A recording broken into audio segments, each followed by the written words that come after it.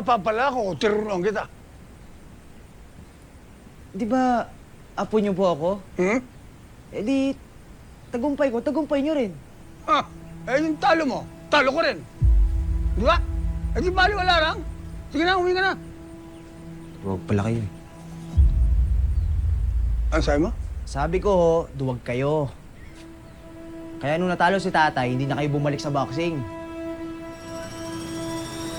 Tarantado ka! Boss, sandali lang. Ha? Sandali, ako mo to.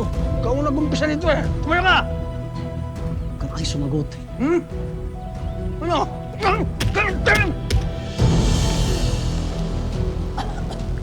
Wala kang karapatang magsalita sa akin ng ganyan!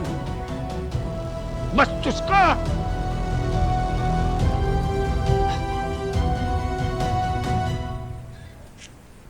Lo, pasensya na po kayo.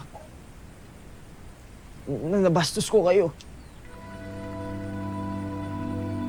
Eh, gusto ko lang naman maturuan niyo ako na maging magaling ng boksingero. Kasi gusto ko lang naman matulungan si nanay tsaka si lola eh. Sige po, una na ako.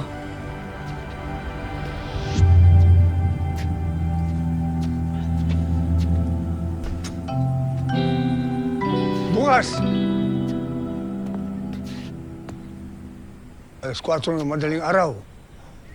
Bumalik ka rito. Po?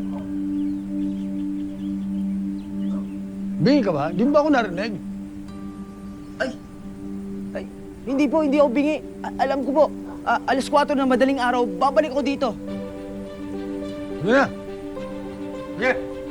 Ma, bigyan mo sa akin susi. Boss.